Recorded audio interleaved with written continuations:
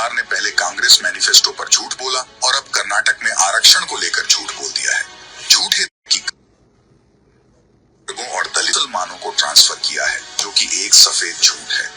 अब ये झूठ बोला है तो साबित करें कि कांग्रेस ने कहा ऐसा कहा है। किस राज्य की कांग्रेस सरकार ने ऐसी नीति लागू की है या इससे संबंधित कोई सरकारी दस्तावेज है?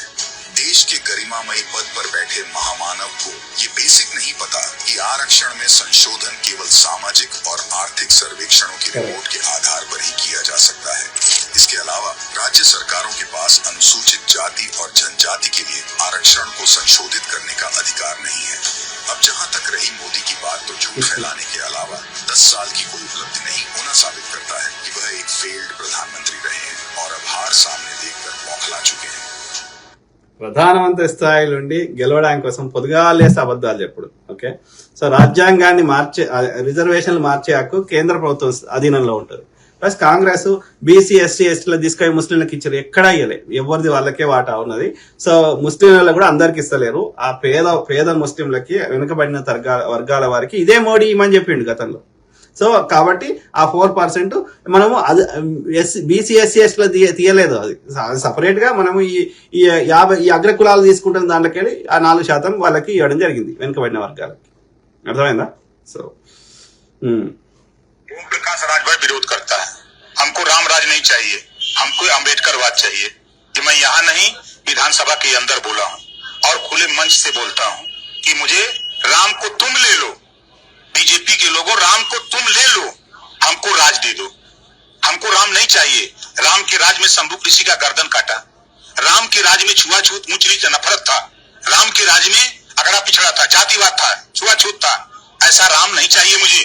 मुझे वो अम्बेडकर चाहिए जिसके संविधान में समता, स्वतंत्रता, बंधुत्व और न्याय है, जिसमें सबको समान अधिकार है। ऐसा मुझे चाहिए। ఆలోచించండి. ఓకే, संभल के रहे, मुझसे ना टकराए। और वो जाति का कुर्मी पटेल है, मैं रघुवंशी हूँ। हमारे संत में जाति का 2 भेद चलता है। यदि कोई छोटी जाति का है तो उसको मालाधारी बोलते हैं, और ब्राह्मण ठाकुर आदि जाति का है तो उसको सूताधारी बोला जाता है। मैं सूताधारी, वो मालाधारी। इसको मंदिर में नहीं घुसाया जाता। सूताधारी को घुसने का अधिकार होता है। इसको रसोई में नहीं घुसने दिया जाएगा, क्योंकि ये कुर्मी पटेल है और मैं रघुवंशी हूँ। और कुर्मी पटेल होने के नाते ना तो इसको मठ मंदिरों में रसोई में घुसने का अधिकार है, न पूजा करने का मंदिर में अधिकार है। ये ब्राह्मण ठाकुरों को अधिकार मिला है। कुर्मी है, अपनी जाति के अनुसार चले, रघुवंशी से टकराने की कोशिश न करे। इसने इंदौर में भी कई एकड़ जमीनों पे कब्जा किया। అర్థమైనా? ఎంత ఓపెన్ గా మాట్లాడుతున్నాడు. వాళ్ళకి అట్లా మాట్లాడే హక్కు ఎవడిచ్చిండు? ఈ మన ధర్మశాస్త్రం ఇచ్చింది, ఈ బాపనోడు ఇచ్చిండు. అర్థమైందా? అంటే మనుషులని గోడలు కట్టింది జాతి అంటే కులం. ఓకే, కులాలు ఉపకులాలను జాతి అంటారు హిందీలో. సో ఆ విధంగా మన మధ్యలో గోడలు కట్టి ఈ కులపోడు ఇదే పని చేసుకోవాలని ఎవడు బోధిస్తున్నాడు చెప్పండి? మళ్ళా పొద్దుగాలు వేస్తే లంగా మాటలు మాట్లాడతారు గాడిద కొడుకు. आजकल 50% से ज्यादा रिजर्वेशन नहीं मिल सकती। ये जो 50% का लिमिट है, इसको कांग्रेस पार्टी की सरकार, इंडिया की सरकार उठा के फेंक देगी। जो दलित है, आदिवासी भाई है, उनके रिजर्वेशन में कोई कमी नहीं आएगी। मैं आपको गारंटी देके कह रहा हूँ। और जो पिछड़ों का हक बनता है वो उनको मिलेगा। तो ये देश का सबसे बड़ा मुद्दा है। पिछड़ों को, दलितों को, आदिवासियों को बॉन्डेड लेबर बनाया जा रहा है। और बड़ी बड़ी कंपनियों में, अस्पतालों में, कोर्ट्स में, स्कूल कॉलेजेस में इनकी कोई हिस्सेदारी नहीं है। साइकिल पर 200 किलो कोयला लिए धकेल कर भूखे आदिवासी 50 किलोमीटर चल रहे थे। मैंने अपनी आंखों से देखा। वहां पे आपको आदिवासी मिल जाएगा, वहां पे आपको दलित मिल जाएगा। यही हिंदुस्तान के सामने सबसे बड़ा सवाल है। और इसीलिए हमारा पहला कदम जाति जनगणना को करवाने का होगा। आखिरी बात, सरना कोड देना होगा। और ये काम हम आपके लिए करवा के डिलीवर कर देंगे। घबराइए मत, डरिए मत। ఓకే మిత్రులారా, సో మేము 50% క్యాప్ ఎత్తేస్తామని చెప్తున్నాడు. Is social welfare 2.0. The choice, in my view, is not between caste census and no caste census. The choice is between transparency and extreme levels of violence and social disorder. And what I, as a patriotic Indian, am trying to do is trying to make sure that we don't enter into a space of massive social disorder, and that we resolve this conflict and we create a new situation which is a win-win for all parties. मैं caste census को x ray कहता हूँ. आज हिंदुस्तान के सामने सबसे बड़ा सवाल हिंदुस्तान का धन किस प्रकार बांटा जाए. जनरली लोग जानते हैं कि हिंदुस्तान में तकरीबन 50% पिछड़े लोग, तकरीबन 15% दलित, तकरीबन 12% आदिवासी. देश को चलाने में इनकी कितनी भागीदारी. कास्ट सेंसस देश के पिछड़े लोगों को, देश के गरीब लोगों को साफ बता देगा, भैया देखो पूरा का पूरा फायदा अदानी जी को हो रहा है. मेरी सोच है फेयरनेस होनी चाहिए, न्याय होना चाहिए. तो जितना पैसा नरेंद्र मोदी जी ने अदानी को दिया है, उतना पैसा अगले 10 साल में हमें हिंदुस्तान की गरीब जनता को. సో అట్లా చెప్తే మీరు నువ్వు అదానికి ఇచ్చిన సొమ్ము ఎంత ఇచ్చినావో అది పేదోళ్ళకి వంచుతా అంటే మీ ప్రాపర్టీస్ ఎత్తుకోవద్దని మళ్ళీ అట్లా ప్రచారం. ప్రధానమంత్రి अगर हम नारा लगाते हैं भारत माता की जय, और अगर हम भारत माता के लिए लड़ते हैं, खून देने के लिए तैयार हैं, तो ये भारत माता है कौन? ये तो पता लगाना ही पड़ेगा. सही, ये भारत माता ये धरती है, ये भारत माता इस देश के लोग हैं. तो मैंने सवाल पूछा पार्लियामेंट हाउस में, नरेंद्र मोदी उस साइड में इस साइड. नरेंद्र मोदी जी एक बात बताइए, अगर आप कहते हो भारत माता की जय का नारा लगाते हो और आप हर भाषण में कहते हो मैं ओबीसी मैं ओबीसी मैं ओबीसी, आप भागीदारी की बात करते हो, ठीक है. आज पार्लियामेंट हाउस में मुझे बता दो, देश को जो चलाते हैं उसमें से ओबीसी कितने, दलित कितने, आदिवासी कितने? नरेंद्र मोदी एक शब्द नहीं बोले, चुप हो गए. नरेंद्र मोदी ने 14 लाख करोड़ रुपया हिंदुस्तान के सबसे बड़े अरबपतियों का कर्जा माफ किया है. उसमें एक आदिवासी नहीं, एक दलित नहीं, एक पिछड़ा नहीं. मतलब हिंदुस्तान की 80% आबादी में से कोई नहीं. नरेंद्र मोदी जी भारत माता की जय कहते हैं, उनको अदानी जी की जय कहनी चाहिए.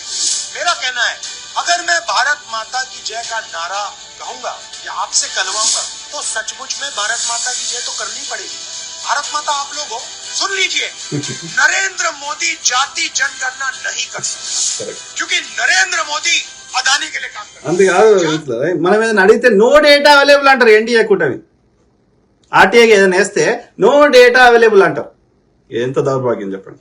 जनगणना राहुल गांधी कर सकता है, कांग्रेस पार्टी कर सकती है. हमें नहीं चाहिए अदानी का हिंदुस्तान, हमें भारत माता की जय वाला हिंदुस्तान चाहिए, जिसमें पिछड़ों, दलितों, आदिवासियों की इज्जत हो. కరెక్ట్. ఆలోచించండి మిత్రులారా, మేలుకోరా శూద్రుడా మేలుకో. నేను ఇంత కష్టపడి ఇవన్నీ వీడియోలు చూపెట్టే ఉద్దేశం మనం నిజంలో బతుకుదాం. ఓకే, ఆ బీజేపీ వాట్సాప్ యూనివర్సిటీ ఫేక్లలో వద్దు. ఓకే, ప్రధాని బీసీ సార్, ప్రధానమంత్రిని చేసిన ఆయన బలవంతంగా రుద్దుకున్న బీసీ. ఆయన ముఖ్యమంత్రి కాకంటే ముందు ఆయన ఓసీ ఉన్నత వర్గాలు. ఆయన ముఖ్యమంత్రి అయినాక వ్యూహాత్మకంగా ఆయన కులాన్ని తీసుకొచ్చి బీసీలో కలుపుకున్నాడు. ఆయన కన్వర్టెడ్ బీసీ. ఆయన బనియా, మోడీ బనియా. సో ఆయన బీసీ కింద ఆయన ముఖ్యమంత్రి ఉన్నప్పుడు రాసుకున్నాడు. Once Rahul Gandhi said, तो मोदी जी अगर आप सचमुच में ओबीसी को ताकत देना चाहते हो, आर्थिक ताकत देना चाहते हो, राजनीतिक ताकत देना चाहते हो, उनकी जितनी आबादी है उतना रिजर्वेशन उनको दीजिए. अगर आप नहीं करोगे, कांग्रेस पार्टी ये काम करके दिखाती दे.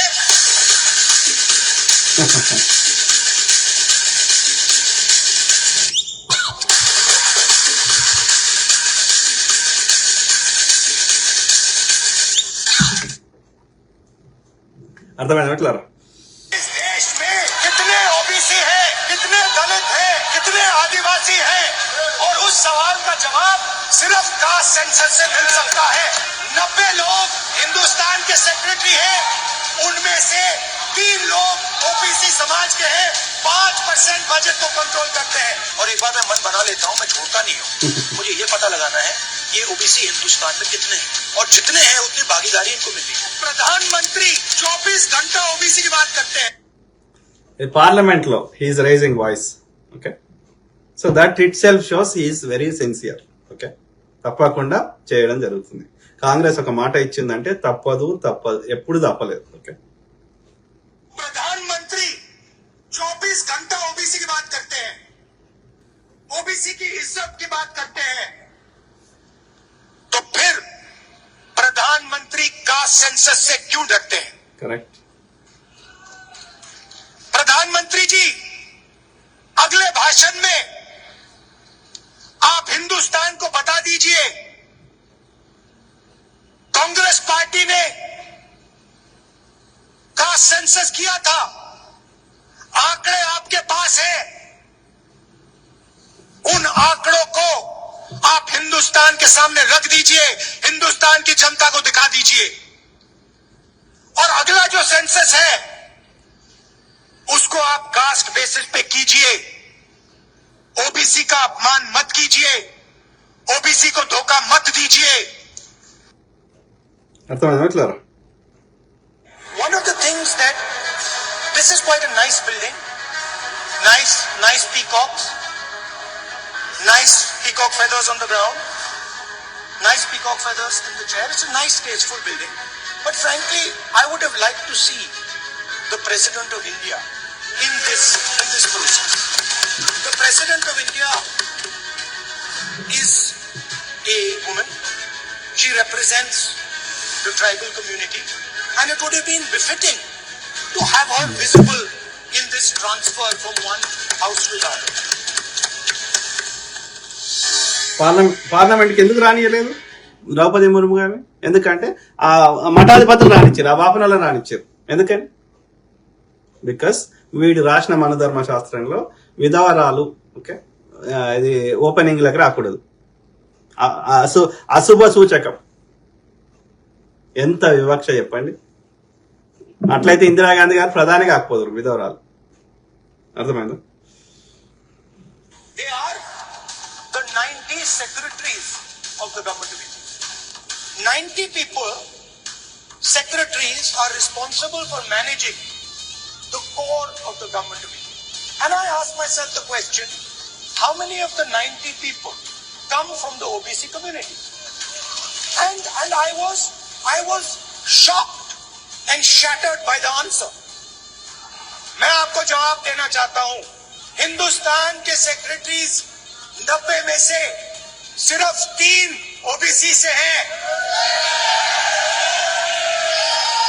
और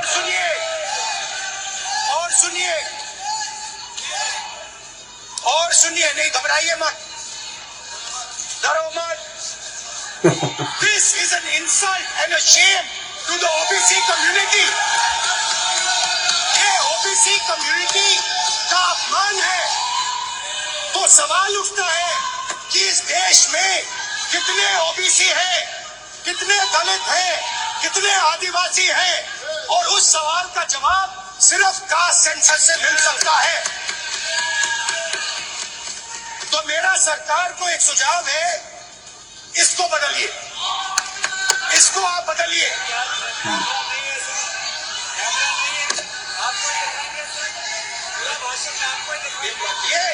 ये आप बदलिए। ये जो लिस्ट है, ये ओबीसी समाज का अपमान है। 90 लोग हिंदुस्तान के सेक्रेटरी हैं, उनमें से 3 लोग ओबीसी समाज के हैं, 5% बजट को कंट्रोल करते हैं। तो जल्दी से जल्दी आप कास्ट सेंसस कीजिए, जल्दी से जल्दी जो हमने कास्ट सेंसस किया था उसका डेटा आप रिलीज कीजिए, और अगर आप नहीं करेंगे तो हम कर डालेंगे। Thank you.